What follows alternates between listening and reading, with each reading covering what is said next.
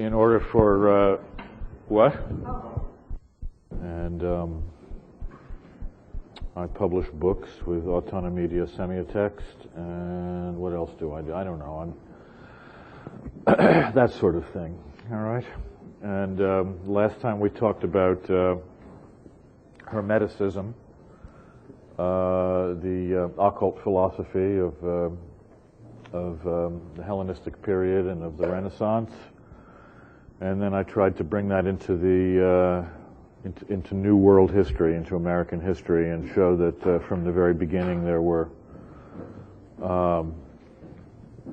people in the New World interested in occultism and Hermeticism, and that it plays a deep role in our hidden history. And tonight, I want to leave the 17th and 18th century behind again, and move on to the 19th century, which actually is we're leaving a gap because I think we probably left off the story around the time of the American Revolution, and now suddenly we have to jump to about 1820 or 1830, and it's a question as to exactly what was happening in between those dates. And it's a question in my mind in terms of occultism and Hermeticism and the spiritual quest in America. It seems like a kind of dead period for a lot of these subjects. This wouldn't be unusual. There have been other moribund periods.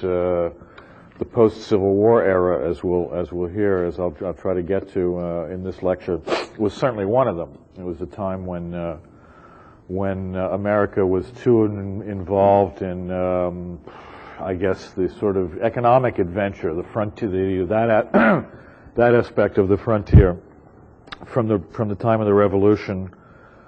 I think that in many respects, the American Revolution, and certainly the Constitution, the constitutional movement which came after it, was not particularly good for the subject, for the trends that we're discussing. Before the Revolution, paradoxically, there was the possibility for, as you know, Chairman Mao would have said, 1,000 flowers to bloom.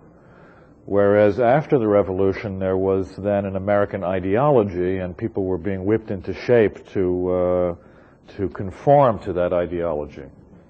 And the Constitution I have always seen as a completely reactionary document, in that even what was left of the radical project of the American Revolution by 1789, the ruling class, the people who were setting themselves up as the ruling class in the wake of the revolution, the winners, the people who came out on top in that particular topsy-turvy situation, used the Constitution basically to, in some ways, to put the kibosh on the diversity and sort of splendid wackiness of the period that went before the revolution, when there was a lot, in my opinion, a lot more freedom of thought. I think if you want to look for one influence which causes this intervening period to become dull, it would probably be the Constitution and the kind of political reaction that went with it. And I'll get back to that in the next lecture when I talk about the dark side of Hermeticism in American history, because there was also an occult aspect to that as well. But what we're primarily interested in here is the more radical, liberatory, even proto-ecological movements. Although, of course, ecology and the preservation of the wilderness is something that just simply is not an idea in the 18th century. There was just too much of it. And there was to worry about preserving it. There were people who were already into a kind of nature mysticism, as we talked about last time.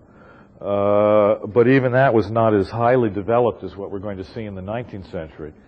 By about 1820 or 1830, and the Jacksonian thing, and the whole, takeoff of big-time American the self-identity, Americans now beginning to think of themselves as the hot new nation in the world, emergent capitalism, emergent industrialism, et cetera, et cetera, et cetera. This very success, this very industrial success, for the first time began to give people a certain twinge of thought that the wilderness was not eternal and that nature was not inviolable. And in fact, most of the, if you read most of the literature from the period, people were in favor of that. Even some of the most radical thinkers right up to the end of the 19th century, and I include Marx in this category, took no interest whatsoever in the preservation of wilderness. What they were interested in was the extension and rationalization of the industrial system.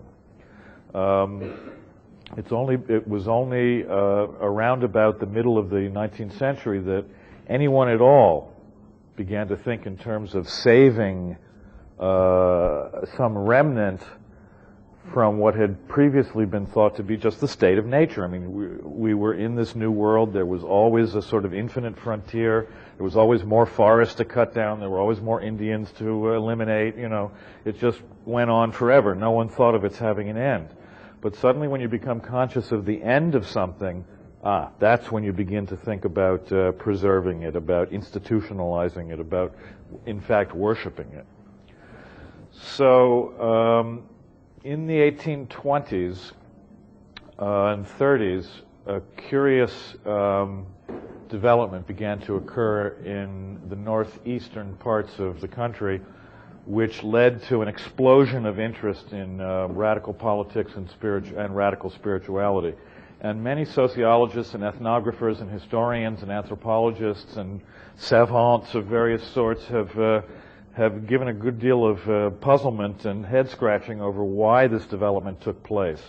One theory is that a lot of people who had to escape from New England because the soil was literally being worn out, and job possibilities were being taken up, and the factories were being built but not fast enough to provide jobs. So there was this major migration out to western New York State along the recently opened Erie Canal, or the canal that was being opened up into what had been wilderness.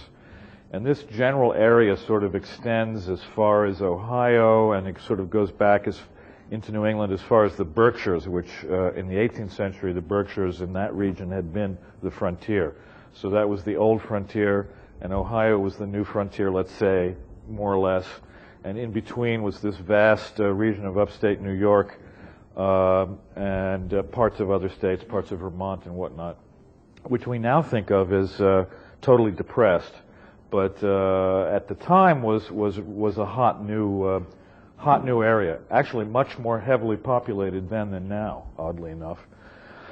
And these people, being New Englanders, had mostly, this is my hypothesis, having been New Englanders, they and mostly lower than middle class, down to working class, had been in a inferior position vis-a-vis the old New England gentry and the Puritan authorities.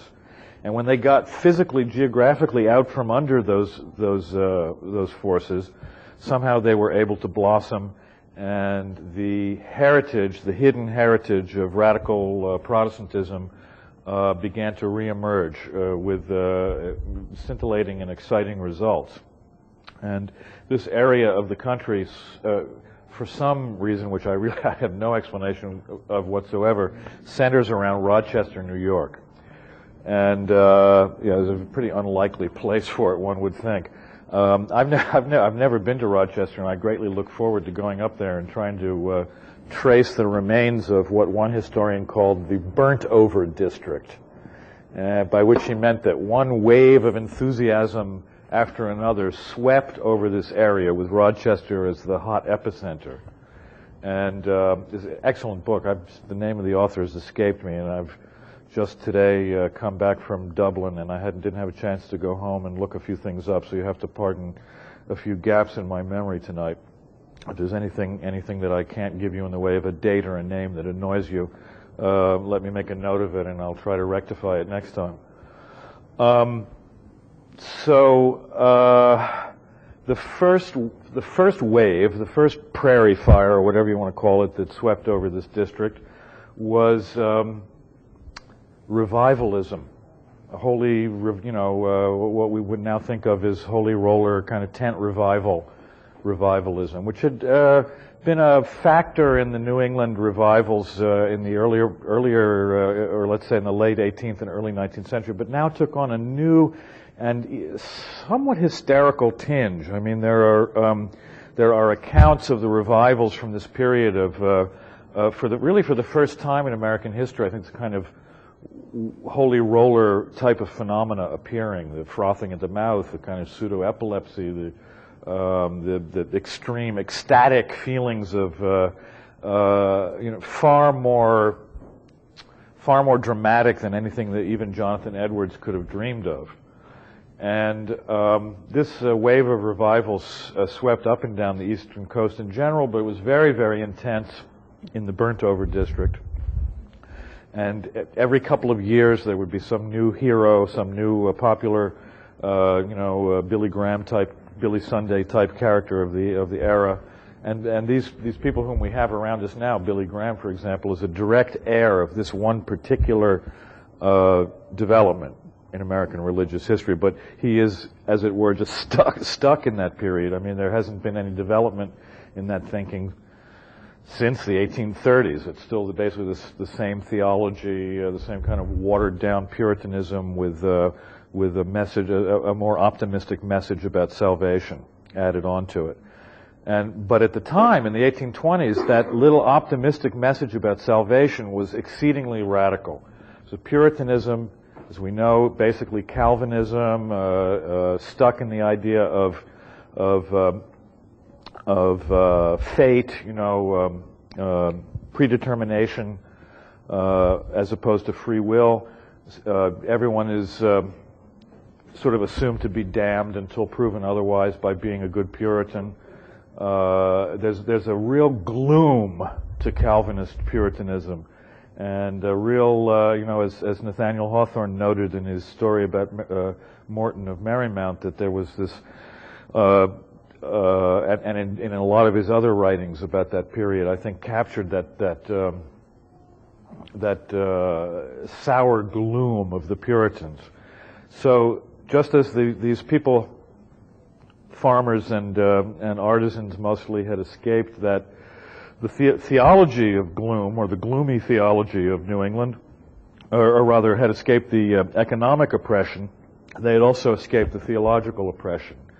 And I suppose what you might call Arminianism, the idea that man does have free will, that God does love humanity and want to save it, and that it's enough to repent of one's sins to be saved. I mean, these are all ideas which now sound corny to us. We hear them coming out of some cable station or another in an attempt to raise money, and it all sounds exceedingly reactionary. But you should be very clear on this point. Just as I told you, the Baptists at one point were the thin edge of the wedge of Protestant radicalism. These were mostly Baptists who were still doing this. There were some Quakers involved and other smaller Protestant sects, but this idea of free will and salvation, free salvation, I think is the key to everything that happened subsequently. This a new theology, which had always been inherent in radical Protestantism and in the antinomian sects and so forth that we talked about last time, but had been submerged and was now going to reemerge in bright and interesting new colors. And for example, an extreme version of this theology was called perfectionism, and it stated, and this began to develop right away in out of these revival movements.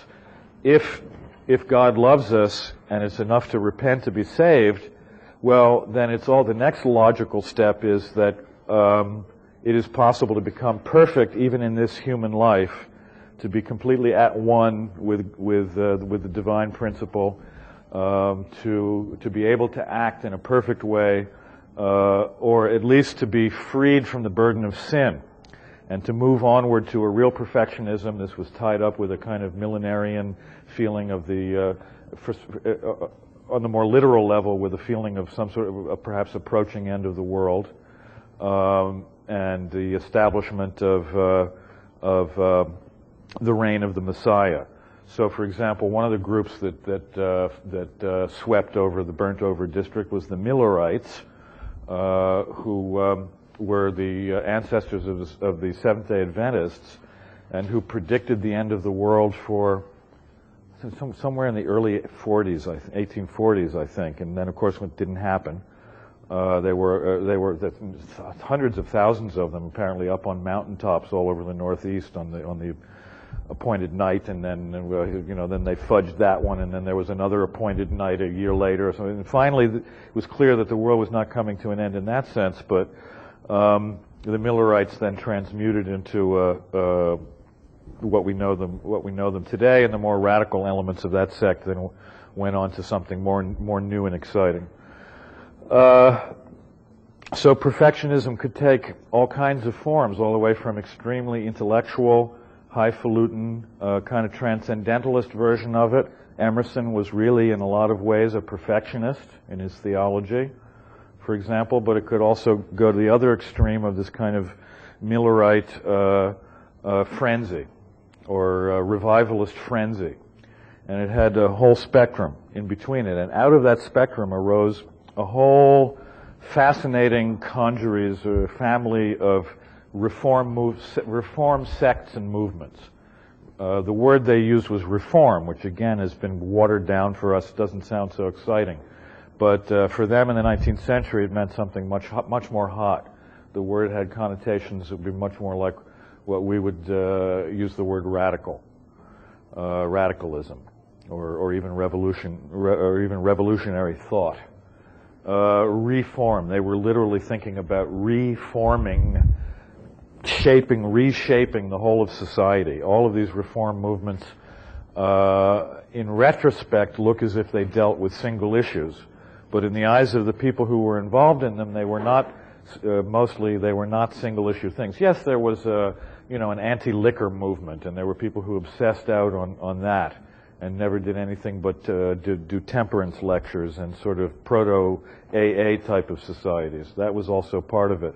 And yes, there were people who were so obsessed with the evil of slavery that they could only think of abolitionism, and they put everything else behind that. But generally speaking, most people embraced a wide range of reform ideas.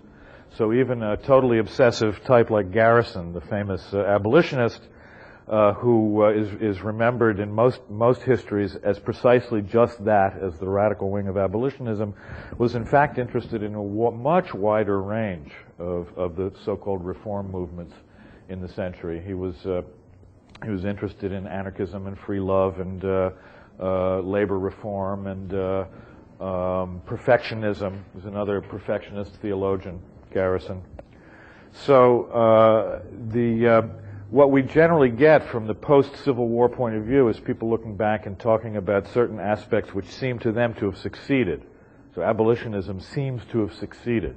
The Civil War came along and the slaves were freed, so that looks like a success. So someone like a Garrison is remembered, but Garrison is then squashed down into a very one-dimensional kind of figure compared to what the real Garrison was really like, a very intense, brilliant, rather humorless, actually. A lot of these guys lacked a sense of humor. I don't know why that is, but there was not very many of them very funny. This was a very sincere and earnest period of American history, as you can easily understand by reading any transcendentalist literature, which, with the possible exception of a few cracks by Thoreau, is, really one of the most serious of all schools of American literature. But it was serious in a kind of uplifting way. It was no longer the gloomy seriousness of the Puritans. It was optimistic seriousness. There was everything, by comparison with the post-Civil War era, everything looked very unsettled. I mean, undecided in American society. And there really, I don't think it was sheer naivete to believe that an ideology or a theology could transform American society. American society still had a sense of itself as full of potential, full of possibility, possessing many possible directions that it could go off in. And on the vulgar level, this was expressed in what's called Jacksonian democracy, the cult of the common man and woman, with all its populist and even racist overtones. And on the highest intellectual level, it was to be expressed in figures like Emerson. And then once again, there was the big spectrum in between. So what we're particularly, I could talk about the totality of the reform movement for a whole series of lectures. It's got so many different fascinating aspects. But what I want to do is keep the focus as much as possible on the spirituality of reform. First of all, you're going to ask me, is there a continuity between the Hermeticists of the 1690s and early 1700s that we talked about and the spirituality of the mid-19th century? And that's a difficult question. I think the continuity is more in terms of images and myths than in actual transmission of doctrines. So once again, we have what would look to a historian like a spontaneous recrudescence of certain ideas or images, which, in my opinion, were lurking beneath the surface always, right from the start in American history, and are always there, still there, American culture, American spirit, whatever you want to call it, which are still there and always ready to be dipped back into. So by the end of the Transcendentalist movement, when you have a Hawthorne looking back on early Puritan history and meditating on it, you'll see that the intellectuals who were somewhat aware of history were, in fact, picking up on those Hermetic and occultist strains in American history, and were weaving them along with the little that they had learned so far of Oriental philosophy and of European medieval mysticism. Again, the Eckharts and the Boehmes were becoming, Meister Eckhart and Jakob Boehme were becoming popular again. It seems almost as if every other generation, or sometimes even every generation, has to rediscover all this. So you get places like the Open Center where you can come and be told, ooh, we've just rediscovered Hermeticism, And in effect, maybe that's so, because there's a weird kind of forgetting and remembering line that goes through human history. And now in the 1830s, we're in a time of remembering and rediscovering that heritage and making it new, in Ezra Pound's famous phrase. It's not just going to be a retreading of the colonial Hermeticists with their telescopes up on the roof, studying the stars for signs of the coming end or for the wisdom of the ages.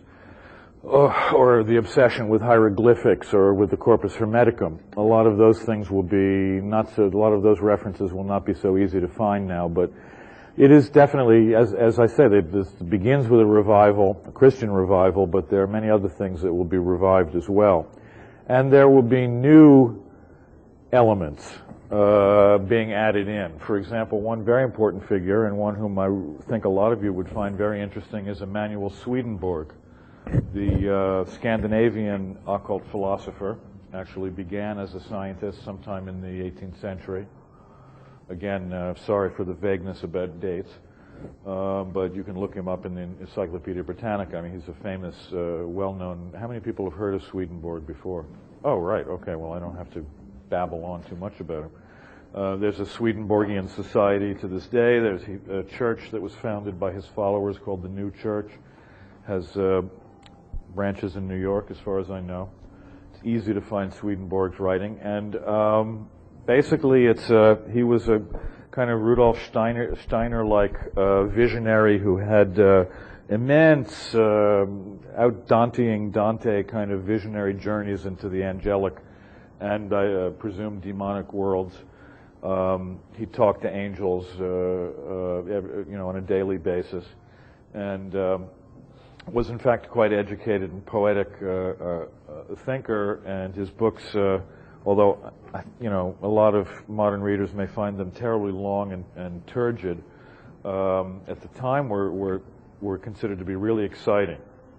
He was a sort of Carlos Castaneda of his day, I guess. Controversial, claimed to be a scientist, in fact had been a scientist, and now, you know, discovering amazing visionary new truths.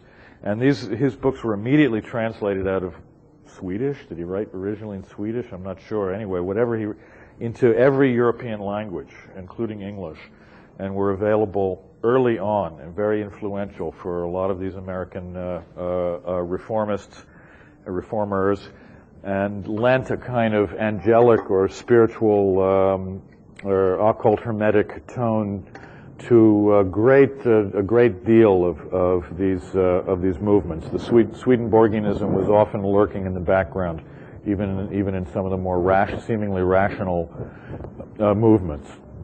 The Transcendentalists, again, who read everything, were certainly very much into Swedenborg.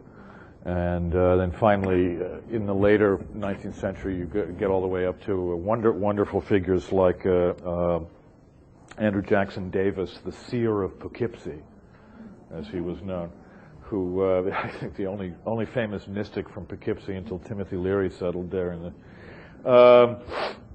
who combined Swedenborg with communism and started communes where in theory they were all to be chaste on the material level, but to have visionary spouses from fairyland. A really, truly delightful eccentric, this guy who was chased out of New York State finally for allegations of sexual carryings on. I mean, apparently not all of his wives were purely in the spiritual plane. And ended up in California. He was one of the first nutcases to go to California and start a commune there, which lasted until right to the end of the century and was one of the pioneers of growing varietal grapes in California. So you see, it's not all bad. Some of the other movements that swept through Rochester. Why Rochester? I just don't know. One of the most interesting, one of the most thoroughly written about was spiritualism, capital S spiritualism. In other words, table turning, table rapping, getting in touch with the souls of the dead.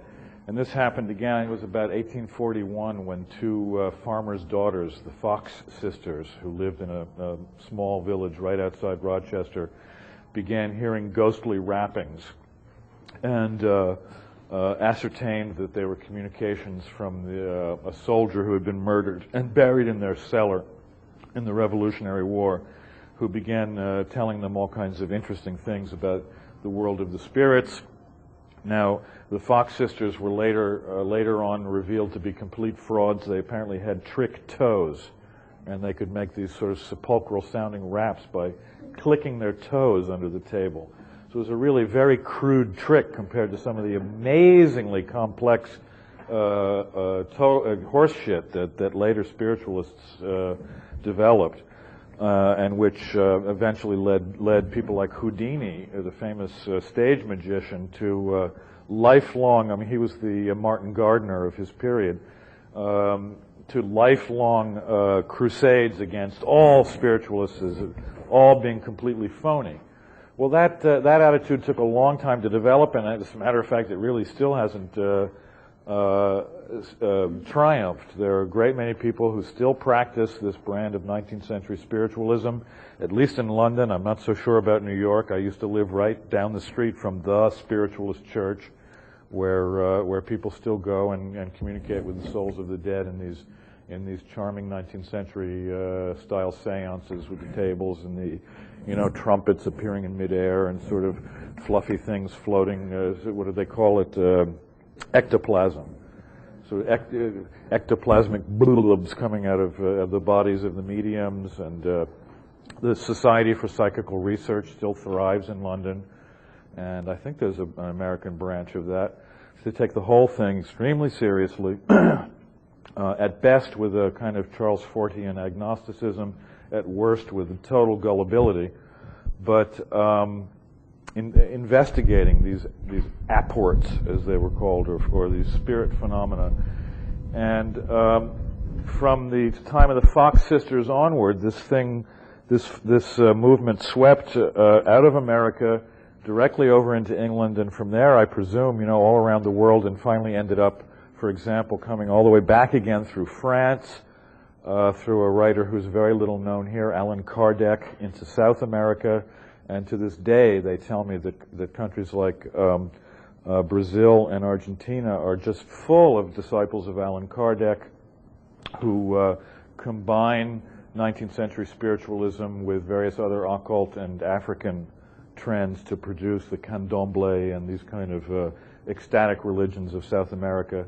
So spiritualism is something which has had a completely worldwide influence. It's a very important movement in human history, and is almost never treated as such because, frankly, it is kind of funny,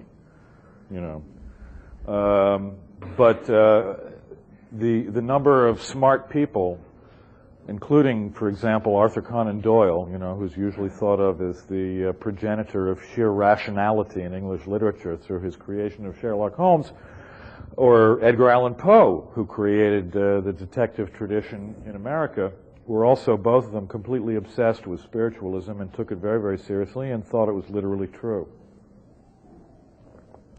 One extremely interesting aspect of spiritualism, which has only recently begun to be studied, is the relationship with feminism. Now, there are those who would say that feminism, as we understand it, is an offshoot of the spiritualist movement, which is, I'm pretty sure, unless you've been reading this literature yourselves, an idea that you won't have come across. It certainly shocked me. It goes like this. The mediums tended to be women. And this was really the first way in American society that women had some kind of a position of power. They weren't allowed to preach in churches, for the most part. It was very rare to hear a woman speak in church. Generally, only the Quakers would have allowed it. And even they wouldn't have gone in for it in a big way. And some of the first women of generally with no education, because where were they going to get an education other than to give it to themselves through reading, and generally of lower middle class to lower class social origins, who would suddenly take to the talk circuit, the sort of proto-Chautauqua or open center type of circuit of the day. And would go around and do lectures, but they would become possessed by great spirits of the past. Like there was one who regularly did Aristotle, for example.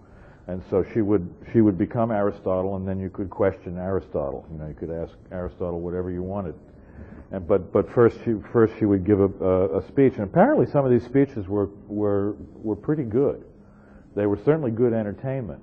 That goes without saying, because this was a very, very successful movement. Later on in the movement, as the table turning and the ectoplasm and the floating trumpets and whatnot began to get really more and more popular, and that was even more entertaining, clearly. So, people who were channeling Aristotle sort of went out of fashion. And instead were replaced by people like the famous English medium Home, spelled H-U-M-E, who did totally amazing things, which still to this day, even the stage magicians can't reproduce some of the things that he did or is alleged to have done, such as, there were some extremely sober people who claimed to have seen him levitate himself out a window and back in again through another window and things like that. So who knows what he was doing? Who knows what any of them were doing?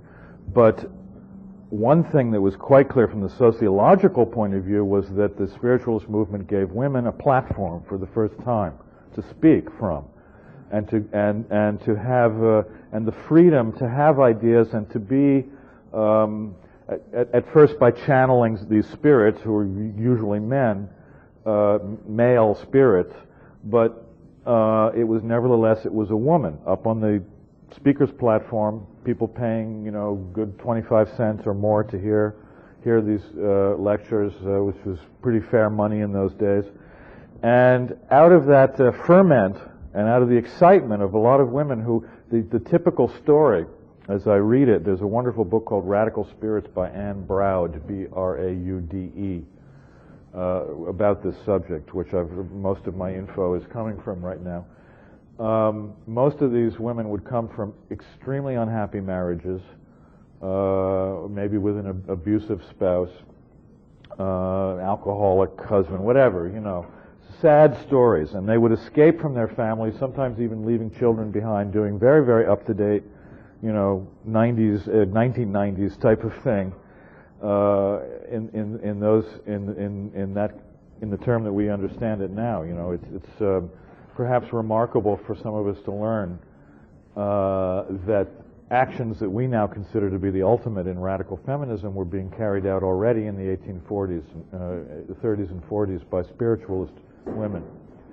And out of that ferment, to a very large extent, appeared a women's rights movement, or what we would now call a feminist movement. I don't want to say that feminism had played the whole role here, but tonight we're looking at spiritual aspects of 19th century radical reform, and this is certainly one of them.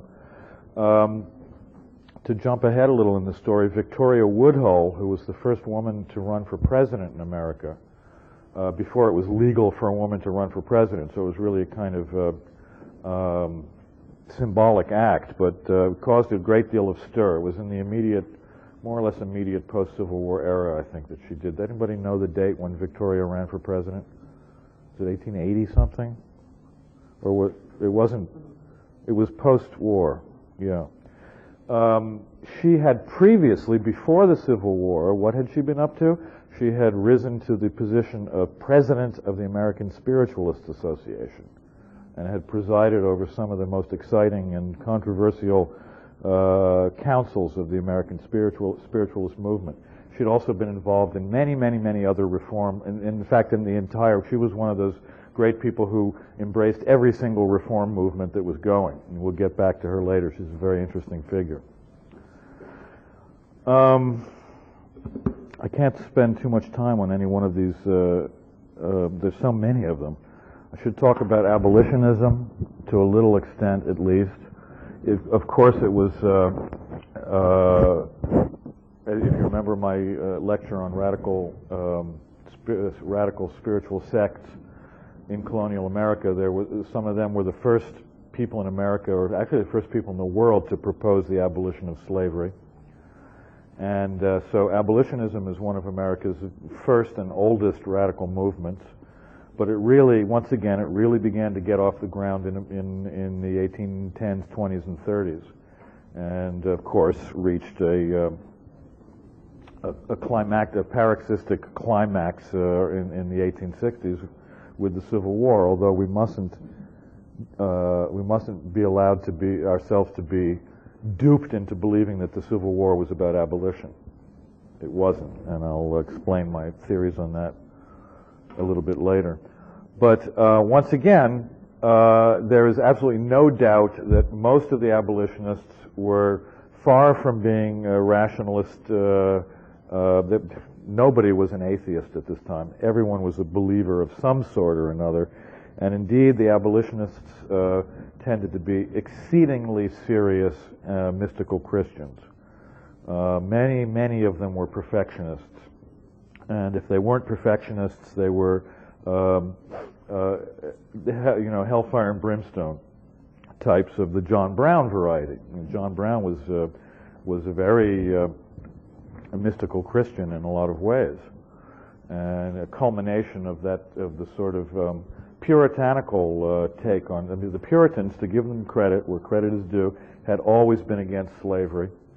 And now the radical offshoots of Protestantism that I've been talking about, we're going to carry that anti-slavery position to much more extreme ends. However, once again, it's only with hindsight that we see this as the big issue of the middle 19th century. For the people who were involved in it, most of the people who were involved in it, it was only one of a spectrum of issues. And in fact, it was said many, many, many, many, many times by many, many, many smart people up until the time of the Civil War that the slavery of the northern workers, factory workers, which was just beginning to become apparent, the rise of, the Industrial Revolution beginning to hit America in a big way, and that this degradation was in its own way as disgusting or even more disgusting in certain ways than the plight of the black slaves of the South, who at least had a kind of social welfare system based on the fact that it was their bodies that were the valuable, that you wanted to preserve a slave for a full working life, whereas factory workers, right from the beginning, it was clear you could just, chew them up and spit them out. There was an endless supply of them, and wage slavery was seen by all of these people to be just as bad.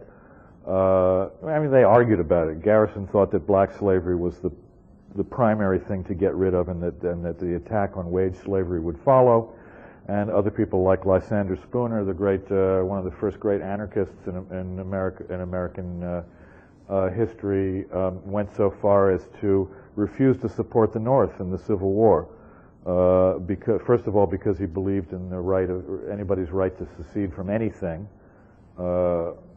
literally anything, and second, because he thought that putting chattel slavery over above all the other forms of slavery that he perceived, slavery of women, slavery of the workers, was wrong. It was intellectually wrong to separate that issue out, he believed, and therefore although he certainly didn't support the Confederacy, except in as much as he said they had a right to secede, he didn't support the North either.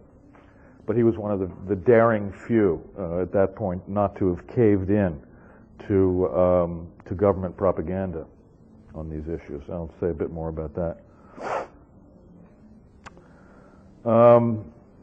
I've already briefly discussed transcendentalism as the sort of most highfalutin intellectual aspect of this. But if you want to get a slightly ironic but still not inaccurate picture of what was going on, you could do worse than read Emerson's essay on New England reform. I don't know which one of the books it's in. It's probably in the Portable Emerson. And he's a little bit bemused and amused by some of the crankier aspects of reformism, but nevertheless he was perfectly well aware that his calls for individualism and intellectual maturity in the American cultural milieu were part of that movement. So although he was a standoffish, dry kind of person, and he didn't understand Brook Farm. He didn't understand the happiness of communal, the communal aspect, the happy communal aspects of transcendentalism, perhaps. But he was certainly a major influence on many of the minor players in transcendentalism and in related reform movements, and in a way more important for what we're talking about even than Thoreau, whom I personally happen to prefer as a thinker and a writer. But Emerson was more central to what we're talking about here. Let me just briefly run through some of the, or maybe, I don't know, not so briefly, but whatever. Let me get on to some other of the many movements that swept through the burnt-over district. Mormonism was one of them. Mormonism was started not too far from Rochester when Joseph Smith supposedly dug up the golden plates and the angelic spectacles that he needed to read the golden plates, on which was the Book of Mormon. This in itself is interesting because Smith came out of a movement, a very still little studied movement that was one of the many that swept through the region, which had to do with magic treasure finding. There was all kinds of people running around the countryside with dowsing rods and various other strange devices, supposedly finding treasure. I think a lot of them were out-and-out con men, and some historians think that Smith was an out-and-out con man, but I'm not going to get into that. He certainly fit an archetype which has been almost forgotten of the country bumpkin occultist, a sort of popular figure in upstate New York at the time. He was only the most successful of them, just as you could say the Prophet Muhammad was only the most successful of many competing prophets in Arabia in the 7th century. And again, another very interesting and very recently only work has been done on Masonry as an origin of Mormonism. A lot of the earliest Mormon writings have been found to be extremely closely related to some of the more obscure late 18th and early 19th century Masonic tracts and catechisms. And Masonry, not coincidentally, was another one of the movements that swept through the area. One year, in 1 year there were all these Masonic lodges, and then a few years later came the famous Anti-Masonic movement. Well, famous, I don't know, maybe how many people have heard of Anti-Masonry? There was once, as you may know, there was even an anti-Masonic political party in America that ran candidates for governors in many of the northeastern states, and for at least in one election brokered some real power, one presidential election. And this all blew up because there was a mysterious murder case in the Rochester area again, involving Masonry, and some local journalists and conspiracy buffs formed this anti-Masonic movement and got into the Masons as a secret, sinister society who were out to subvert American democracy, blah, blah, blah, blah. Really, it was the party. The party quickly became a catch-all for all kinds of politically disenfranchised and disappointed people who really didn't give a shit about Masonry, and were just using it as an excuse, as a kind of a rabble-rousing thing to talk about. And in fact, the anti-Masonic party only lasted a few years, and this whole thing disappeared. But it did produce some wonderfully amusing literature of the revelations of the evil Masonic doings, and endless talk about this murder case, the famous Mason murder case. I don't know. Then we have all the secular movements, so-called, the ones which are not specifically religious, like Owenism. This was named after the great English reformer Robert Owen, who founded one of the first industrial parks at New Lanark, and his big mills in Scotland or the north of England, or can't remember exactly where. Anyway, he was British, and he was very, very, very rich. He was an extremely successful industrialist, and he poured his entire fortune into his own brand of socialism. They came over to America and bought an entire ready-made commune from a religious group, the Rappites, who had decided to move out and go somewhere else, and needed a bankroll, so they sold the entire town of Harmony to Owen, and he renamed it New Harmony, and moved all his followers out there, and as one historian said, did absolutely everything wrong it was possible to do in trying to start a utopian community. It was a complete mess, and even though Owen had a lot of interesting. He's an interesting thinker in a lot of ways, and one of the interesting things about him is he was one of the first of the radical reformers to dare to openly proclaim himself an atheist, which of course endeared him to Marx and Engels, and so he's remembered as one of the founders of dialectical materialism. Interestingly enough, however, despite this militant atheism, Owen ended as a very enthusiastic spiritualist, which just shows you how all these things floated around and interpenetrated each other. We get into some of the offshoots of Owenism later. Then there was the French philosopher Saint-Simon, who was one of the progenitors of positivism, which was later attributed to Comte, to Auguste Comte, of course. But Saint-Simon was very important in that development. He was another so-called utopian socialist of some interest to Marx and Engels, and remembered mostly for that reason. But interestingly enough, despite his extremely rationalistic, communistic, and in fact, I would say rationalistic, communistic, and authoritarian were probably the things that characterized his thinking. But towards the end of his life, he got religion, and but decided to found his own religion, which was called, I believe they called it the Church of Humanity, which has interesting resonances back to the French Revolution, when there were temples to reason and holidays devoted to rationality and sobriety and things like. Really, it's a very interesting subject. Some books have been coming out on it, which I haven't been able to afford yet, but I definitely want to educate myself on the religion of rationality in the French Revolution, because I think it had a lot of influence on many, all these hidden strands of influence. And one of them was this emergence of this religion of humanity, Saint-Simon. And Saint-Simon died in the 40s at some point, and his chief disciple, whose name was Enfantin, proclaimed himself Pope of the religion of humanity, and they designed religious costumes which are extremely amusing to our eyes. You should. I wish I should have been able to bring in a picture of Pope Enfantin in his robes. You'd get a kick out of it.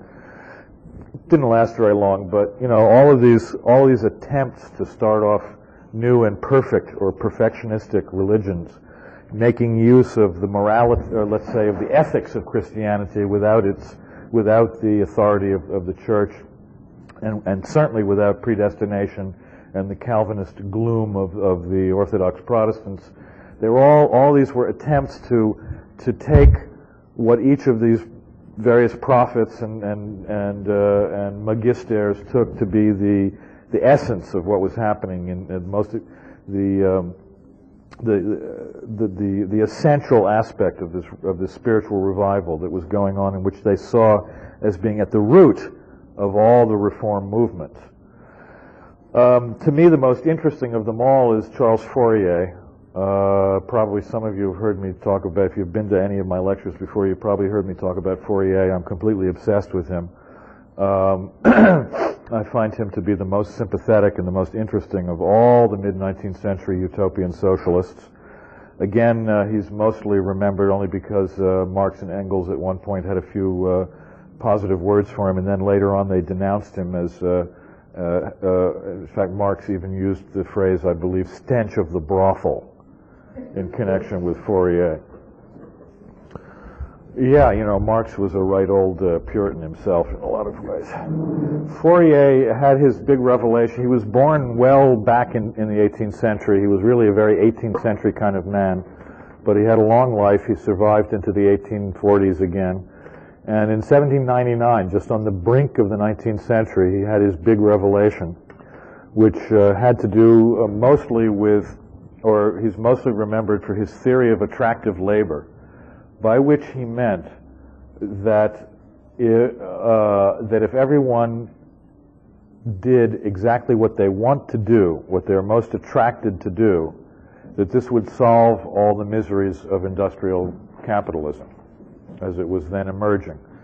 And although this may seem like a simple-minded idea, the more you think about it, the more I think about it, the more it unfolds into one of the most brilliant insights that any human being has ever had. What it really means is it's a terrific, wonderful anarchist idea that if you do what you truly desire, if everyone does what they truly desire, society will automatically start to fall into a state of harmony. Because if you're doing what you desire, why would you want to hurt anybody else? Why would you want to take anything away from anybody else?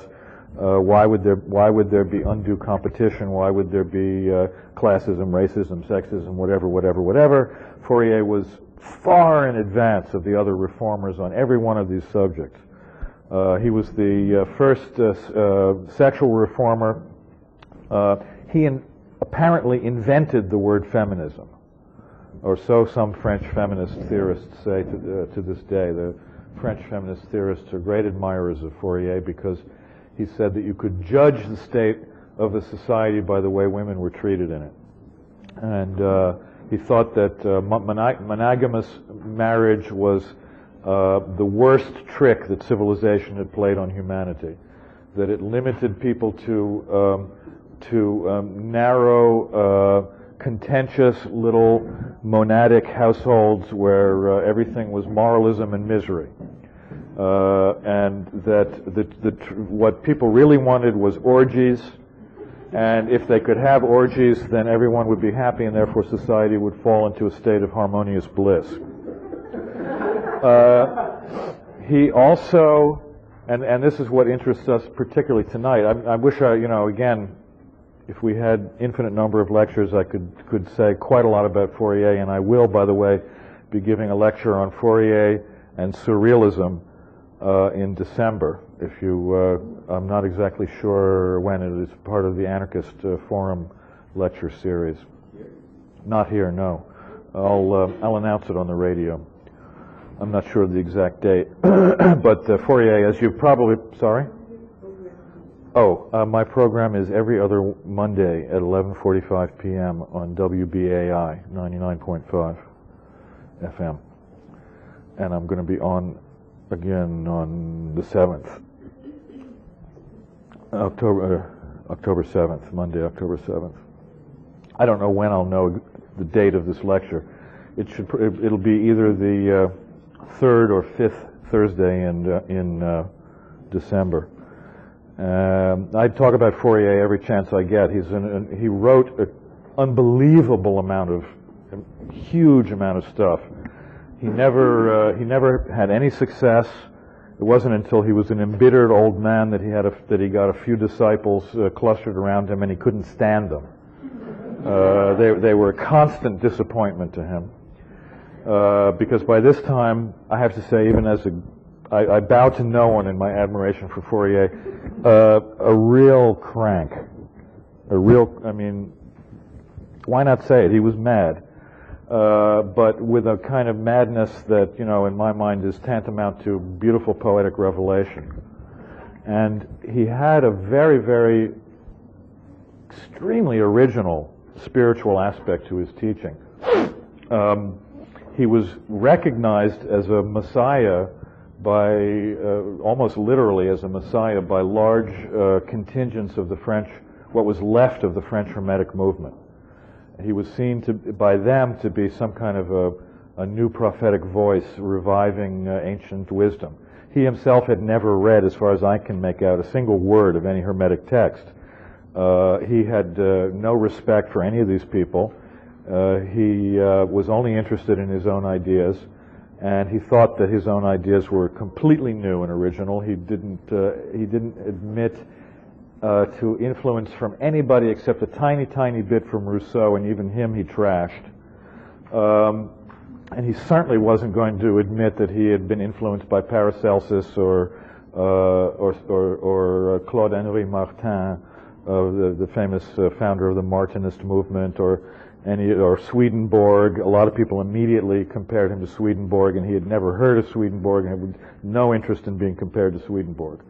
But he was recognized by all these people as a wonderfully fresh, new, and original voice that sounded to them like Hermeticism. And this, of course, is something that Marx and Engels and that whole crowd in their talk about Fourier completely covered up. And in doing that, they were only part of a very grand Fourierist tradition, because most of Fourier's disciples covered it up too. It was very embarrassing to them. They took his theories of labor, of attractive labor, which I said really was perhaps his most brilliant single insight, and they made that into a movement, which I'll describe in some detail. But his sexual ideas and his cosmological ideas, his spiritual religious ideas, they didn't want anybody to know about. So, for example, when his works were translated from French into English, a lot of the most interesting stuff was dropped. And has only been rediscovered since the 1960s, when some people began to delve into the unpublished manuscripts, including a whole huge book called The New World of Love, in which he devoted the entire book to his thoughts about sexuality, which has not been translated into English. It's a project that I have in mind, who knows. There is nothing in print by Fourier in English. It's really an awful shame. And no complete work. There is an anthology which you might be able to find that was published in the 70s, but it still turns up There's obviously stock somewhere, and it still turns up in some bookstores from time to time. It's called The Utopian Vision of Charles Fourier, and it's edited by Jonathan Beecher, B-E-E-C-H-E-R. I can't remember the publisher. Beecher also has a biography of Charles Fourier, which is just called Charles Fourier, which is out in paperback from University of California, if I'm not mistaken. That's around. That's in print. It's an excellent book. F-O-U-R-I-E-R. No relation to the mathematician of the same name.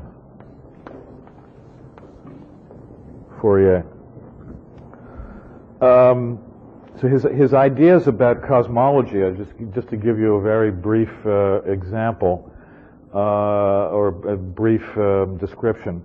He thought that planets were living beings. I'm going to have a lot more to say about this in the last lecture, so I don't want to go into it in great detail now. He thought that the Earth and all the other planets were living beings, that they communicated through space via aroma, smell, rays of what he called aromal rays. Now, Earth has been so screwed up by the horrors of civilization that our aromal ray is no longer functioning, and if you want to see it in its present state, it is in fact the Northern Lights. It should be shooting out from the poles in an almost laser-like, from the descriptions it almost sounds as if he had visualized laser light. But because of our own stupidity in allowing civilization to take over the world, we have actually influenced the ecology. Fourier was one of the first philosophers to actually think about ecology, about why the weather and nature and so forth and so on, the relationship between industry and nature. He was one of the very first to even imagine that there could be such a relationship. And as usual with him, he went way too far and cooked up these amazing ideas about, aromal rays and the Northern Lights and so forth. But the basic insight was a fascinating one, and that is that, and one for which Marx, I believe, did give him credit, which was that industry could have an influence, that industry in the broad sense of the word, human work, human activity, could actually have an influence on the environment. In fact, he predicted that growth of population in factories would cause the climate to become warmer, which is, something that a lot of people are talking about now.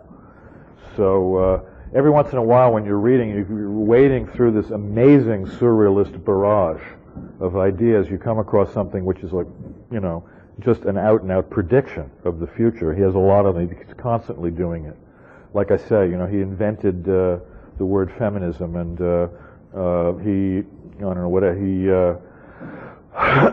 what else did he foretell? All kinds of things. I'll have more to say about him even within this lecture series. One important thing that I should just note, however, is that he was not an atheist. He thought that Owen was a devil. He hated Owen. Actually, he hated everybody who didn't agree with him 100%, and no one could ever agree with him 100%. He was a pretty testy individual, I think, although I certainly think I could have gotten along with him.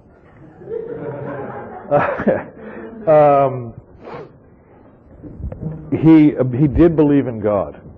The question is, what kind of a God was it that he believed in? He called, basically what he said was, there must be a God for the following logical reasons. If there were no such thing as divine providence, then harmony, which is what he called his ideal utopian state, would never come into being. In other words, for harmony to be realized, every individual must at least potentially have access to an infinite bounty of good things, both in the material and the spiritual sense. And if this were not the case, then God would be unjust, which, as the old schoolmen used to say, quo absurdum est, which is absurd. It's you either have no God or you have a just God. There's no such thing as an unjust God. So in effect, Fourier himself proposed a kind of religion based on his view of God, and he did give a lot of thought.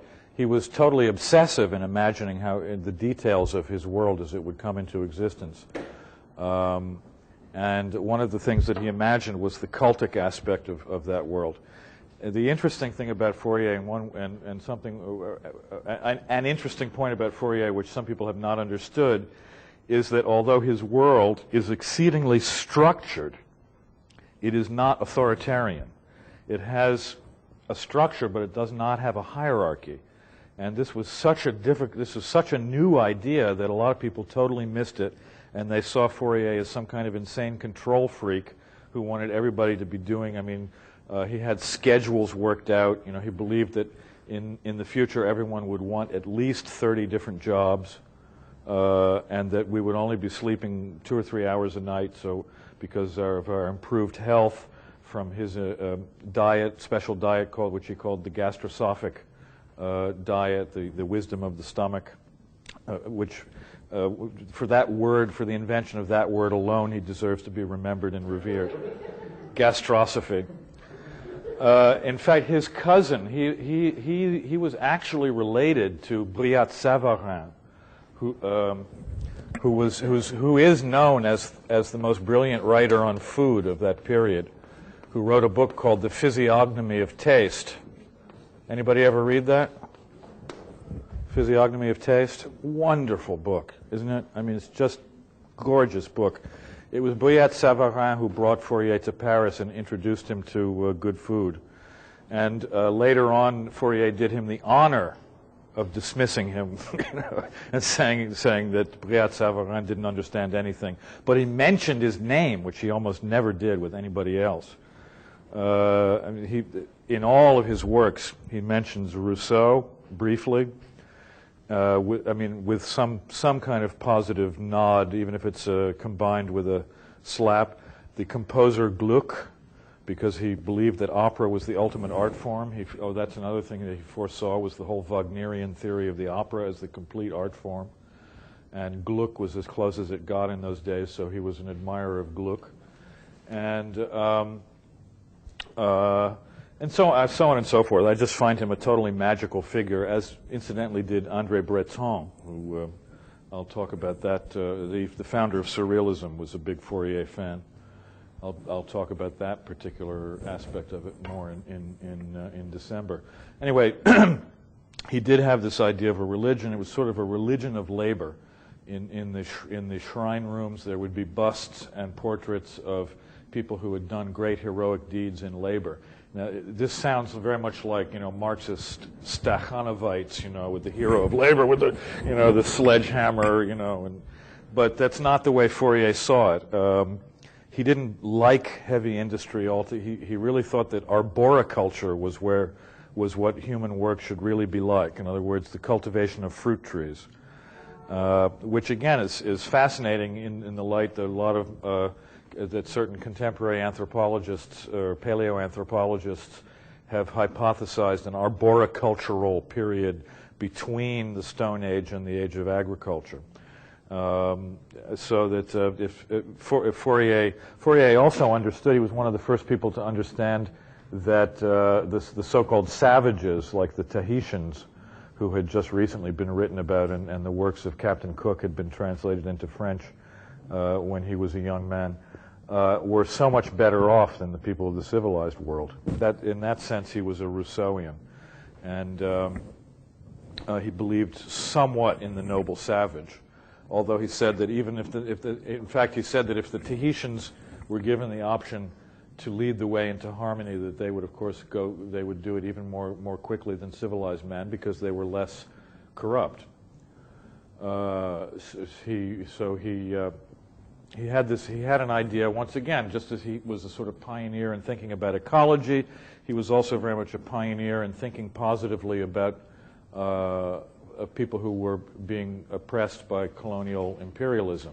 And he thought that was terrible, that these people should be forced to go through the period of civilization when, as he put it, they could leap in one magnificent bound from savagery to harmony. So it wasn't exactly the same idea that we now hold, let's say, of Native American shamanistic wisdom, but it was on the road to that, just as he was on the road to feminism and on the road to sexual liberation. Interesting, he was the first, and for a long time, the only social reformer to defend homosexuality. I mean, this was totally unheard of until Emma Goldman said a few brave words about it in the 1920s. Before that, Fourier was the only one. But of course, he also supported every kind of sexual mania, as he called it. It was all good. In harmony, it was all good. When he analyzed the Marquis de Sade and Nero, for example, he said that in harmony, these would be the most brilliant and of all the harmonians, because they clearly were people who had so many passions. And if their passions were not perverted and soured by civilization, they would turn out to be heroes of harmony. So, which I think actually is one of the most interesting critiques anyone's ever made of the Marquis de Sade. And he was the first, again, the first author to criticize the Marquis de Sade, to take de Sade seriously. In a way, de Sade is a kind of gloomy version, I mean, a kind of hideous, nasty version of Fourier. You have the living together in the castle, the image of the libertines gather in the castle. Fourier also believed that we would live together in what he called phalansteries, which he modeled on Versailles, the Palace of Versailles, because he thought that, in his estimation, that was the most beautiful and luxurious building he'd ever seen, and he thought that was the minimum that every human being deserved. And also because of a certain cosmological aspect to the shape, sort of, a main building that was arranged like that, and then outbuildings that would be arranged like that, and the whole. When you read his cosmological ideas about the solar system, he believed that when harmony is achieved on Earth, the planets would move closer to Earth. Everything would get more cozy. And he didn't like the moon. He thought that our present moon was dead and was a disgrace and it should be gotten rid of and replaced by 5 new moons. And so the sky, the night sky that he visualizes, is just amazing. It's full of planets that would look about that big, instead of that big. And you'd see Saturn with all its rings, and you'd see the 5 moons, each one a different color, violet, umber, blue, and so the phalanstery was like the microcosm, of which the solar system was the macrocosm.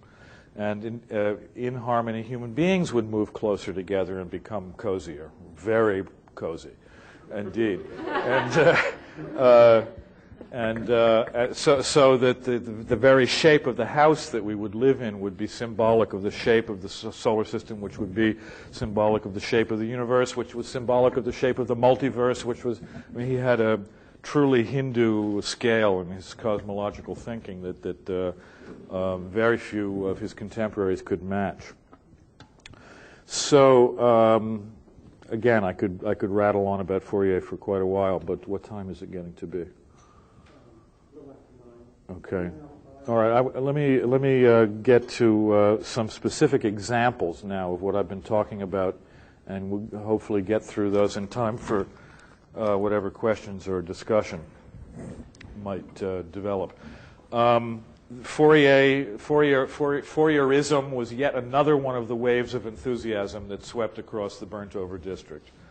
At a certain time, there were 3 or 4 phalansteries in Rochester alone.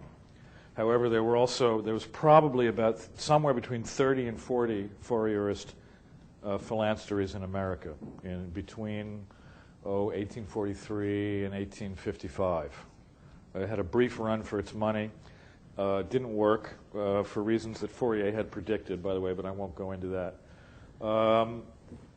It was a failure, but it was certainly a glorious failure. And some of the phalansteries actually did thrive for quite some time. One of the best known was the North American phalanx, which was right over the water in New Jersey. It was mostly started by New Yorkers. And that lasted the whole length of the movement from about 43 to 55. I can't give you the exact dates now, but it was quite successful. It was in the town is now known as Red Bank. Thank you. I still haven't managed to get over there, so I'm not exactly sure whether there's anything to be seen. I think that there's not. The County Historical Society preserves a few mementos, but the main building burned down in as late as 1975. And a lot of the people who, when the thing was dissolved in 1855, a lot of the people settled down in that region because they liked their life there and they didn't want to leave it. Something very common in the history of American utopias is that when the strictly utopian period of a community ends, the people don't leave. They settle down and try to hang on to a few shreds of the community spirit that they had, and that happened at the North American. Haywood Brown, a now largely forgotten writer who was prominent in the 1940s and 50s, actually grew up in Red Bank, and his parents had been North American phalanx members. And there was a couple of other well-known people who came out of that as well. Probably, however, the most famous Fourier community was Brook Farm, and this is something which people forget. Brook Farm is called the Transcendentalist Commune, but at a certain point they switched over from Transcendentalism, which in any case was never an organized movement in the sense of some of these other movements, but it was more of a feeling, and they specifically adopted Fourierist ideology. And I think Brook Farm is probably the most attractive of all the phalanxes, and the one in which you can get an idea of what life should have been sort of developing towards. If you read any of the memoirs of Brook Farm, except for that awful Blithedale Romance by Hawthorne, which is really a terrible libel on Brook Farm, in my opinion, and unfortunately probably the most famous account. But there are plenty of first-person narratives that came out of Brook Farm. There was a very high degree of literacy there. They tended to be Boston intellectuals, and the whole thing was that they were getting out into the country and working on the farm. It was good for intellectuals to get out in the country and work on the farm, not in any kind of nasty Maoist, Cultural Revolution way, but out of a kind of joy and nature mysticism, out of a rediscovery of the joys of working with green things and getting your hands dirty and so forth and so on. And there was enough of them there so that even though they worked pretty hard, they didn't have to overdo it. They didn't have to spend all their time like some poor New England farmer with a nuclear family who has to take care of the wife and husband are the only ones there to plow the fields and take care of the cows, and that's a pretty miserable existence. But the Brook farmers were able to share out those duties and have plenty of time, it would seem, judging from the diaries and first-person narratives, for picnics and walks in the woods and love affairs. And, of course, again, the Fourier's more radical thinking didn't get translated into America, and most of the Brook farmers were even completely unaware of the orgiastic aspects of Fourier's thinking. So you mustn't get the idea that there was a hotbed of free love, although that came a little later. Brook Farm was not like that. Brook Farm was settled by very serious, mostly Christian, perfectionist, Boston, people who had escaped from their Puritan heritage either into Unitarianism or one of those transitional kind of churches. Universalists were another one. And then eventually, like Emerson, following along his path, he had come from Congregationalist family, and then he himself had been a Unitarian minister, and finally he had to quit Unitarianism because even that was too organized and doctrinal for him. And a lot of the yes, the ceiling's leaking, the music is playing, it's a total madness, but never mind. So Brook Farm only failed really because they had a terrible fire there. Or I mean, that was what apparently did them in. If it hadn't been for that, I think Brook Farm would have probably carried on for quite a while, because even though the farm wasn't doing that brilliantly, They had founded a school, again on Fourierist principles. Fourier was, again, an amazing pioneer in educational theory. And that school had proven to be very, very successful and was drawing in kids from all over the Boston area whose parents wanted wanted them to have a more joyful education than was available at, let's say, Boston Latin, or whatever the alternatives would have been. And if it hadn't been for the fire, I think that that school alone would have probably carried Brook Farm along, and the school was imitated by other utopians. Yeah. Where was Brook Farm? Brook Farm was in a suburb of Boston, and there is a bit to see there. There's a few buildings survived. Well, it's not far from Lenox. What is the name of the town that it was in? It's just escaped me. Look it up in the Britannica. You'll find an entry there. I'm sure. It's undoubtedly worth a visit even now. And that's great. Thank you, and a little obligato there. It's very nice. The farthest reach of the Fourierist movement was was Wisconsin, where I was this summer. I didn't get to the site there, but I understand there's something to see there, and I hope to get to it next year. The Wisconsin phalanx was also very successful, and one of the more successful ones. In this case, because it was founded by very sober-minded Wisconsin dairy farmers who knew exactly what they were doing. They'd been swept away by Fourierist enthusiasm, but they still remained very practical gents, and they knew how to farm already. They weren't just thumbless intellectuals from the city, So they worked hard, and they made quite a success of the Wisconsin. And when they dissolved it for reasons of, I think, personal animosities that had arisen, actually they all withdrew with a profit. They actually made a profit on it, and a lot of them settled down, and that was near Greenbank, Wisconsin. Green Bay, Wisconsin, where the football team comes from, right?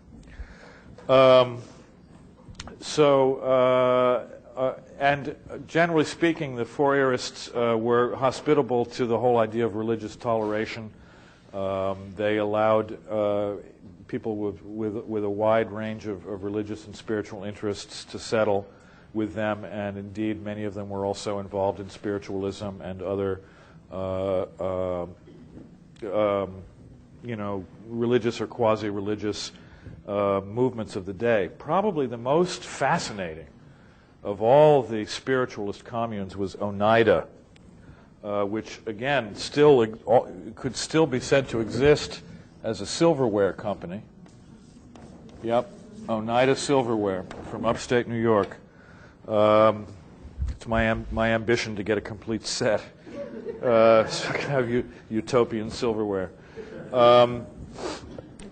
Oneida was founded by just a really fascinating character named John Humphrey Noyes, who had been through this entire burnt-over experience. He had started out being deeply involved in the revivalist movement as a young Christian enthusiast, and then he had moved on from there to become a perfectionist, and in fact to become the leading theologian / ideologist of the perfectionist movement, inasmuch as that was a movement and not just a trend or tendency. And he also, as it turned out, had a genius for organization.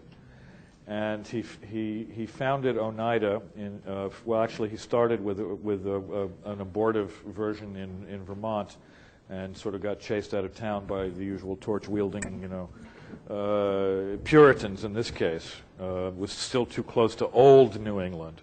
So he moved to what was really the new New England, a few miles north of Rochester, and founded Oneida, where he decided to go the whole hog and declare that the age of monogamous marriage was over, and that his followers would practice what he called complex marriage, which meant that everybody at Oneida was at least potentially married to everybody else at Oneida.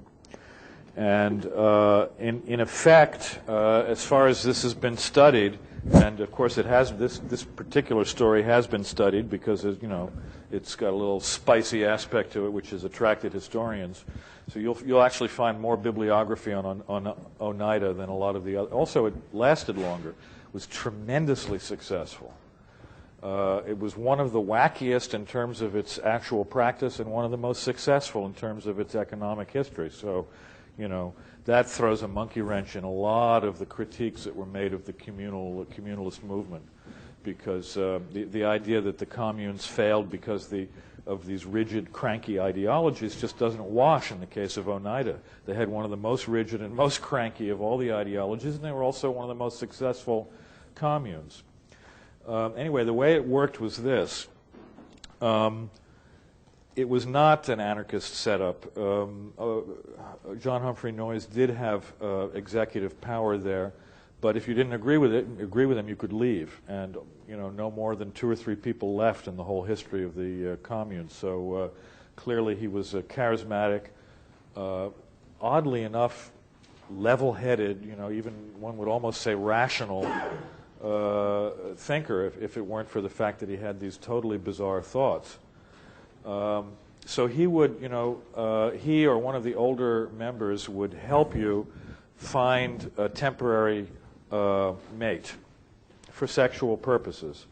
And exclusive relationships were frowned on, and it was thought to be better for everyone to love everyone else. So it was an attack on romantic love, very interesting, in view of the critiques of romantic love that have happened in the 20th century. I think this was very much a precursor of that critique of romantic love and exclusive love of the sort that leads to monogamous marriage.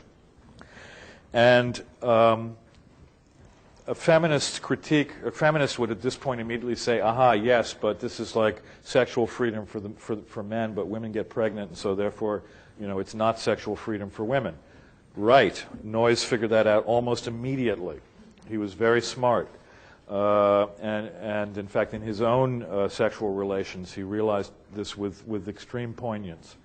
And so he developed what he called male continence, which essentially, historians are still a little vague about exactly what this was because they couldn't really describe it in graphic detail in their publications. It was just, you couldn't talk about penises and vaginas that openly in publications in 19th century America, although things were not nearly as uptight and Victorian as you might imagine. But as far as we as enthusiasts for Oneida history can make out, what it meant really was coitus interruptus, but the intercourse would be carried on for very long periods of time, and Noyes thought that the female orgasm was very important. And in this, he was again very much a pioneer. I mean, Fourier would have agreed, and I think even does discuss it in some place in his writings. But Noyes, in terms of in America, and certainly amongst Christians, and he never denied. He never gave up being a Christian. He was always, and he and his followers were always extremely enthusiastic, mystical, perfectionist Christians.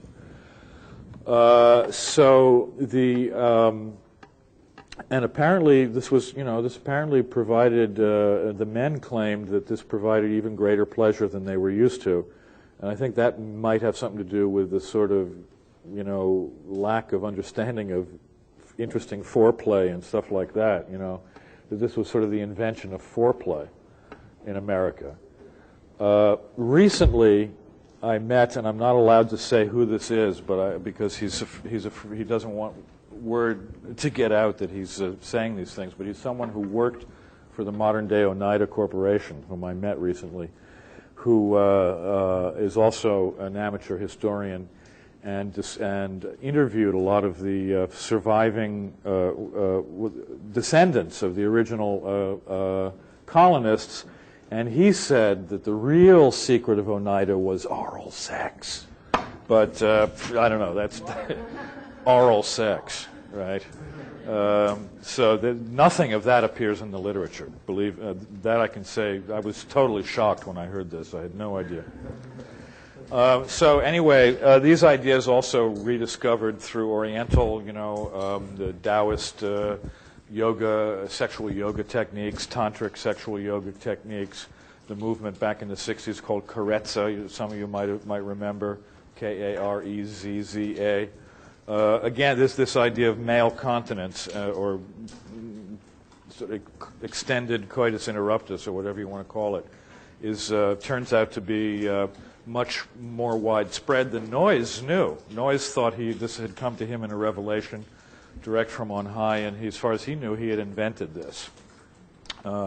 Anyway, this technique, bizarre as it may be, made a lot of people, and we're talking about hundreds of people now. This got to be a very large and successful community, very happy for decades. And again, it was torch-wielding Puritans, who put the kibosh on it and scared poor John Humphrey so badly that he fled the country and died in Canada. But his son, whose name I forget, Noyes, he had many sons actually, and daughters. But one of them, Pierpont Noyes, turned out to be a brilliant businessman. And although they stopped with the complex marriage, they kept the community together to make the silverware and other stuff.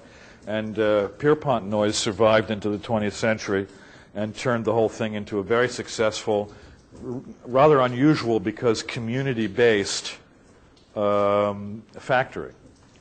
And as such survives to this day, even with still a few remnants of communal idealism, apparently, so my informant told me.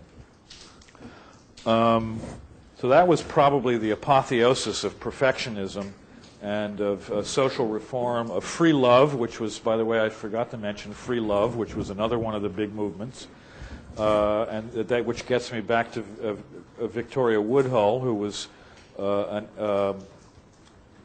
a promulgator of the free love movement. This did not mean what it meant in the 1960s or what it means today. It didn't mean promiscuity, and it didn't mean sexual liberation in the sense that we might understand it. It really meant a reform in the structure of romantic love and monogamous marriage again, which were the social forms that came under the most profound criticism. And really, by modern standards, the free love movement was pretty conservative in a lot of ways. I mean, some of the more extreme, I suppose you could say the right wing of the free love movement was more concerned with, for example, the evils of masturbation or of lesbianism or something. I mean, they thought that perversion could be wiped out if only blah, blah, blah, blah. Healthy, heterosexual. It's kind of, I don't know, German sunlight and, purity kind of movement, But there were more daring versions of free love. John Humphrey Noyes was one. Angela and Ezra Heywood were another famous free love couple. Published journals, had experimental communities and so forth and so on, and were eventually destroyed by the famous Anthony Comstock, who was the self-appointed censor of American literature for many, many years, and who Comstock literally drove Ezra Heywood to his grave, had him arrested over and over and over again for obscenity, which at that time meant pamphlets on birth control that he would send through the mail to anyone who asked for them. And that happened to be illegal. And so Comstock was able to get it. It was still illegal when Emma Goldman and Margaret Sanger were doing it in the early 20th century. And Comstock was responsible for some of those laws, made use of other existing laws, and literally drove Ezra Heywood to an early grave. He died in prison. Horrible, horrible story.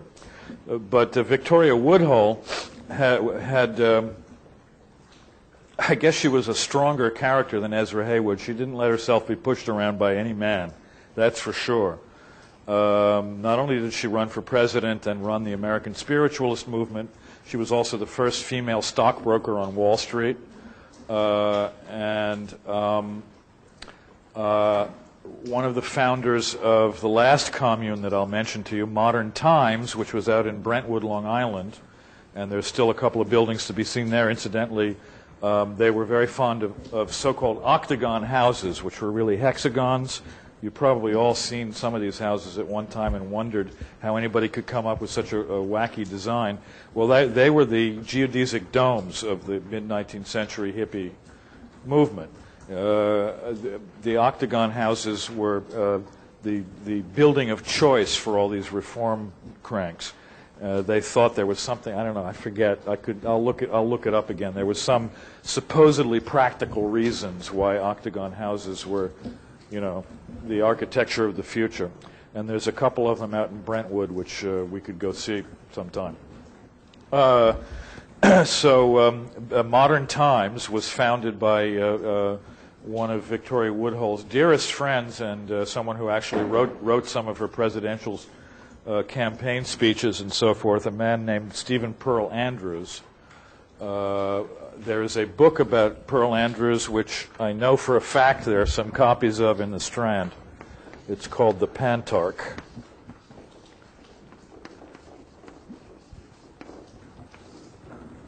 And if my brain doesn't give out completely, I might even remember the author's name. Anyway, I'll get that reference for anyone who's interested. Stephen Pearl Andrews was a wonderful eccentric.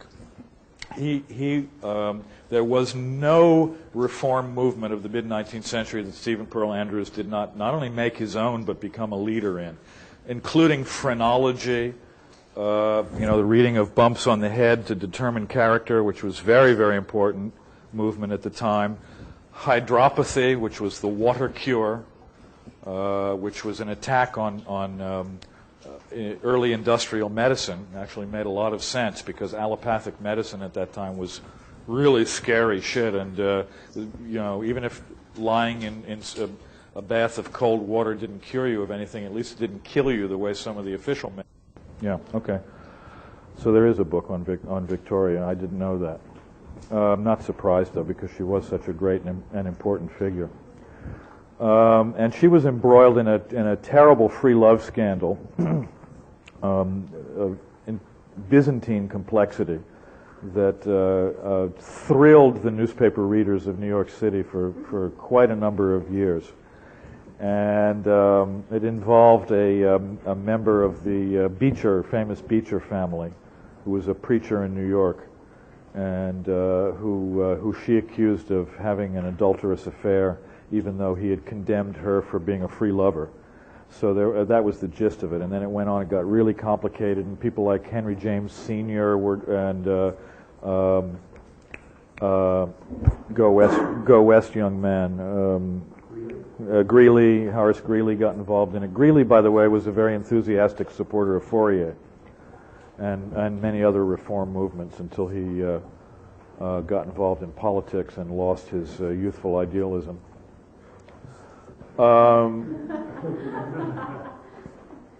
What else? Actually, Pearl Andrews was also a leading abolitionist. He had done all kinds of he had exciting adventures in Texas, and been chased out of Texas by the pro-slavery contingent there.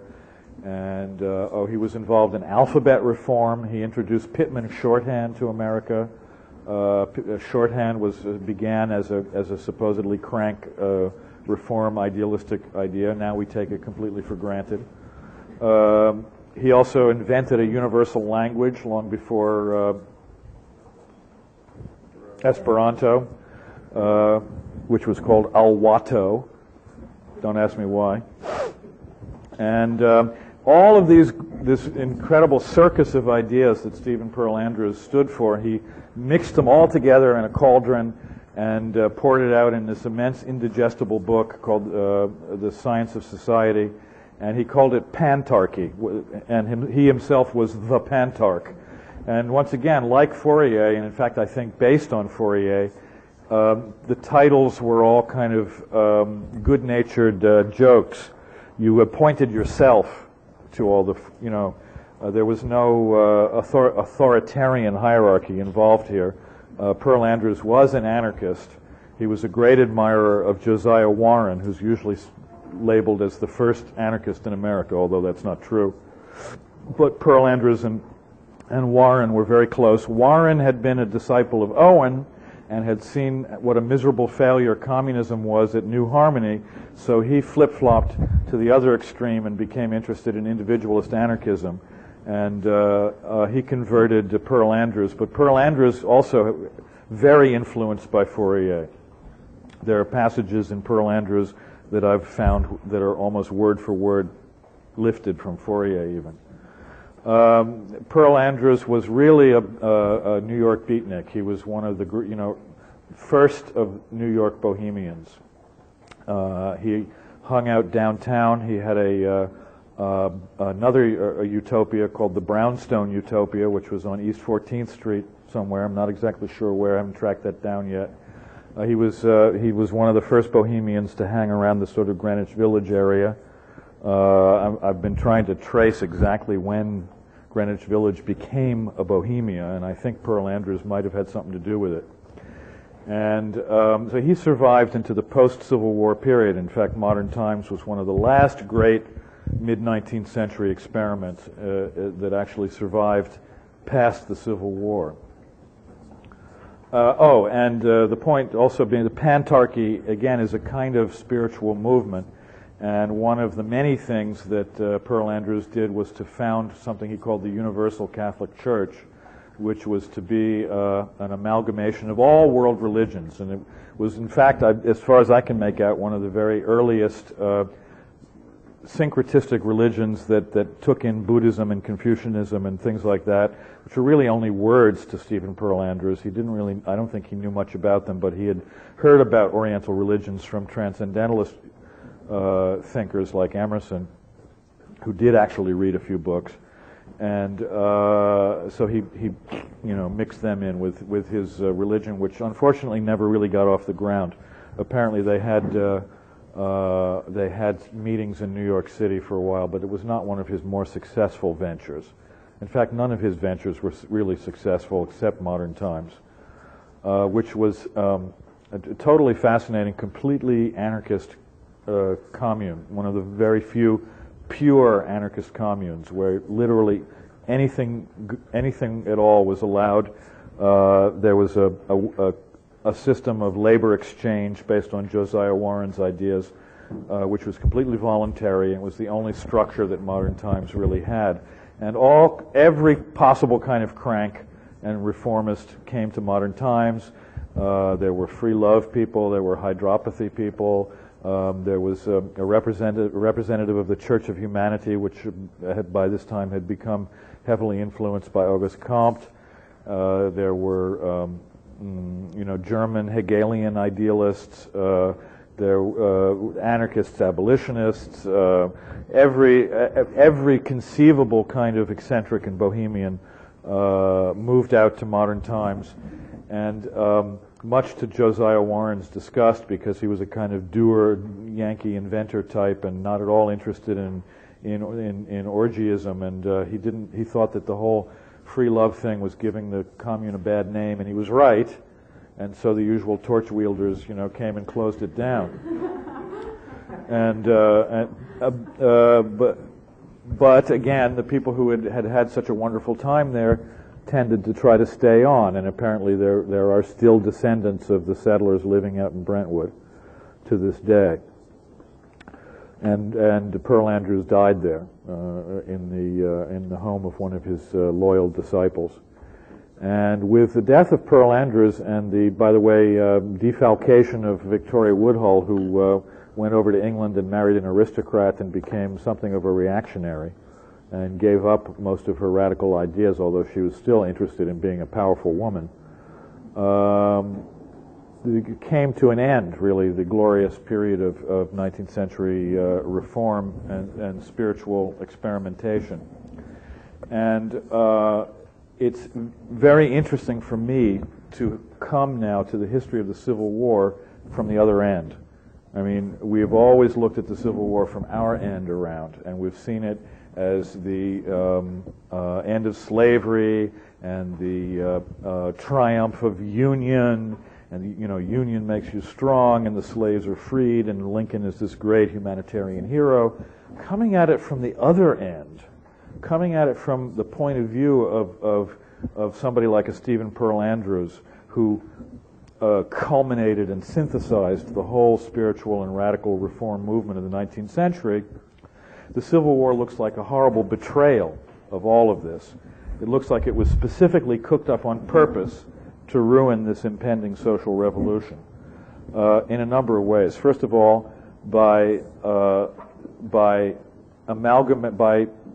co-opting all reform energy into a campaign that would be run by politicians and the military to emancipate black slaves in the South. Now, this is obviously an extremely good cause. One can have no quarrel with the cause of emancipation. But it is interesting to note that Lincoln himself was a blatant racist. He thought that the blacks were animals that should be sent back to Africa. There are quotes that you can get from Lincoln's presidential addresses which would sound disgusting even in the mouth of a David Duke, believe me. He was a rabid racist. He was by no means a humanitarian hero. He was a skunk like all Republicans, come on. He was a politician. He was interested in power. And he came to power in a country that was threatened with dissolution, was threatened with secession, with breakup, not just from the South and the reactionary slaveholders of the South, but from all of these people as well.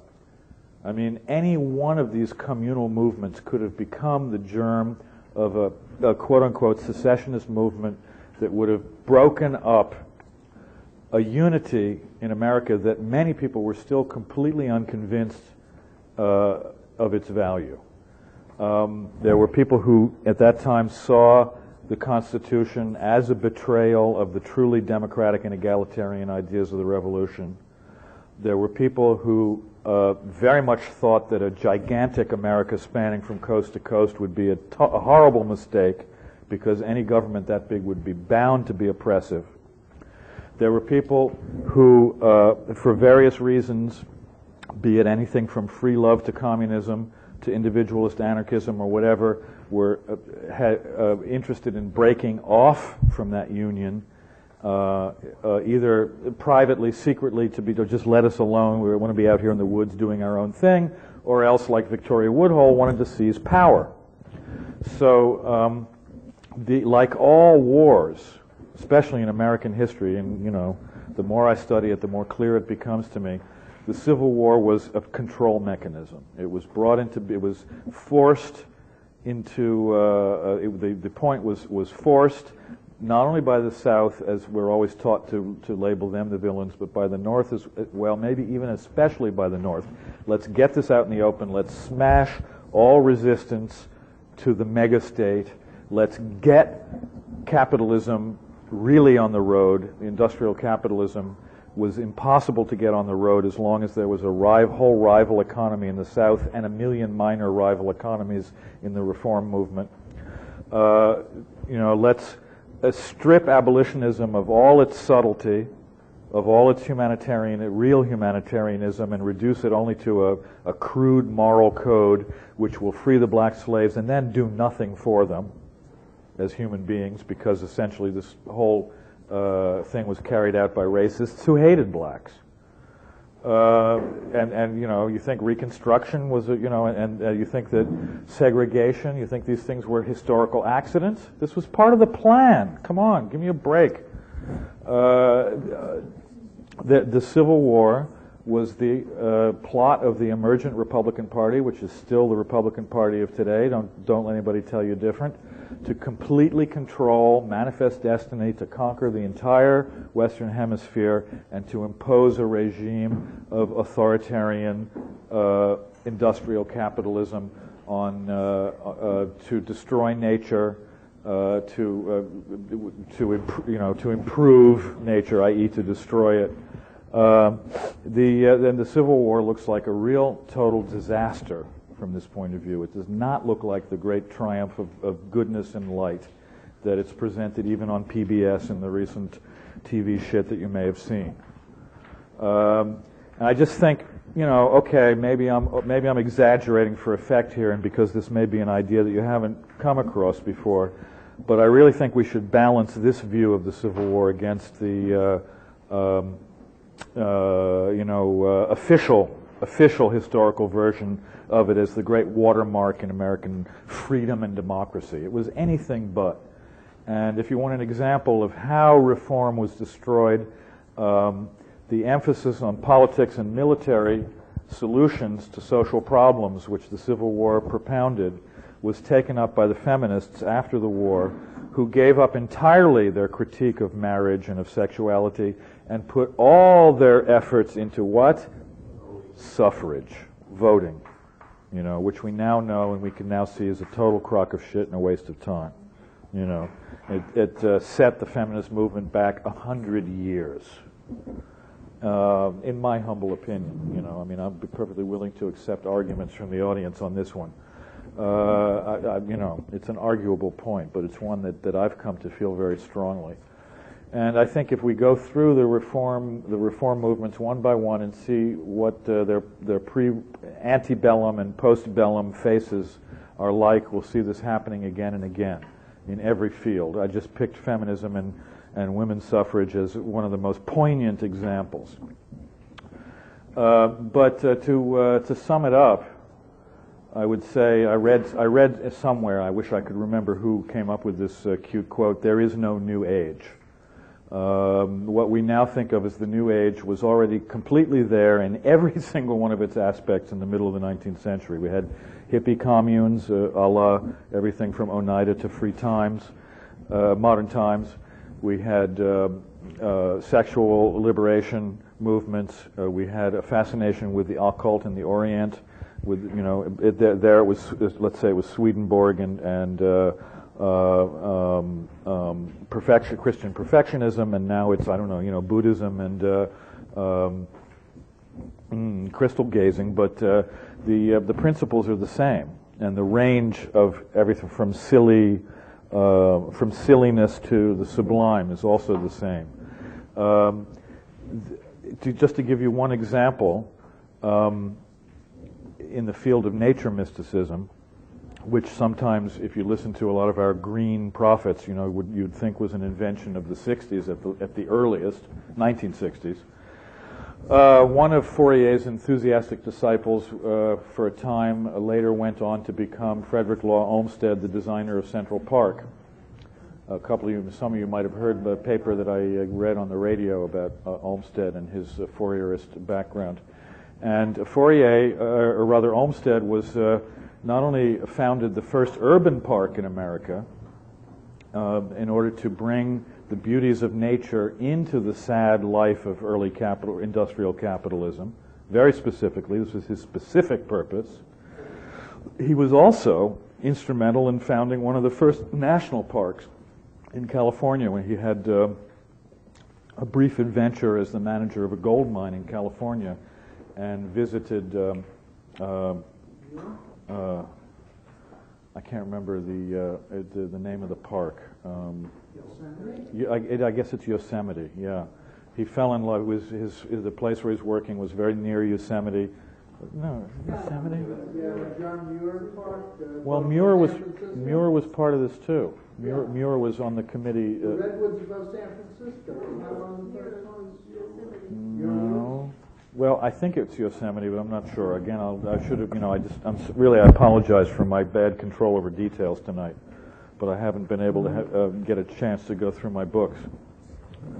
So Olmsted took his early experience with Fourierism and its thinking about environment and even what we now call ecology, and for him, with his obsession with landscape, he was a great artist of landscape, in my opinion.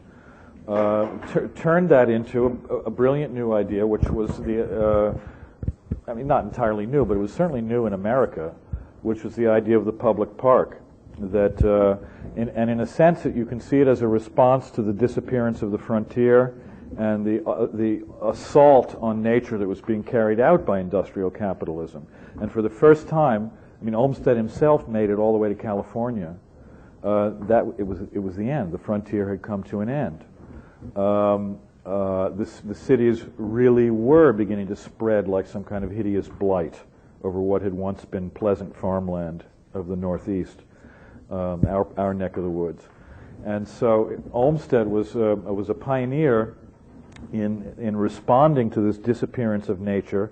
Really, you could criticize him for making nature into a commodity, for making nature into yet something else that the emergent capitalist nation could buy. You've got enough money, you can buy a bit of nature and plop it down in the middle of New York City. All right, that's the negative side. If we're going to look at it, get a dialectics of Central Park going here, that would be the negative side of it. But after all, we live here. We know what the positive side is. If it wasn't for Central Park, probably half of us would be insane by now. Am I right?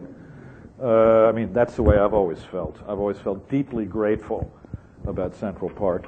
And as soon as I realized that it was designed by a Fourierist, the whole thing fell into place. I mean, I now feel that I understand the whole landscaping that went into it. It is, in fact, meant to be the grounds of a phalanx, of an ideal phalanx. The farms would be lying even farther out on another belt.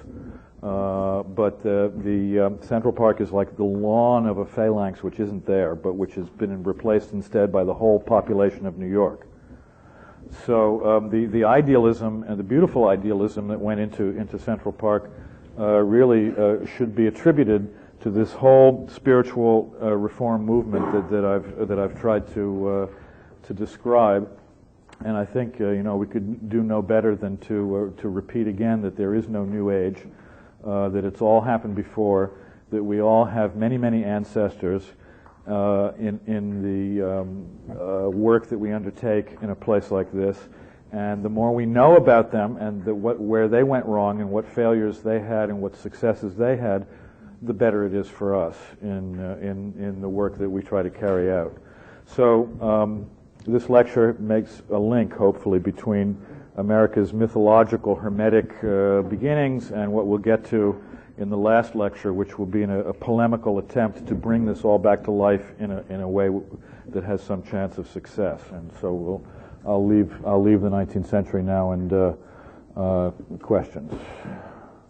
Anybody? I was just going to make another observation about Central Park and the work that President Lord Olmsted did, to know that every single tree in that park was planted by him. That the design, because it was it was previously even created. Yeah. Yes. Well, interestingly enough, the nasty side of it is that a triracial squatters village was kicked out of the way to make Central Park. It was called Seneca Village, and it was inhabited by Native Americans and blacks and poor whites, Irish probably, and they were pushed out to make room for Central Park. But yes, Olmsted and Vaux, V-A-U-X, his partner, and another really fascinating character who's totally forgotten now, named Ray Mold, who had been in Spain studying Islamic architecture and brought a lot of Moorish influence into Central Park, which you can still see around the central fountain.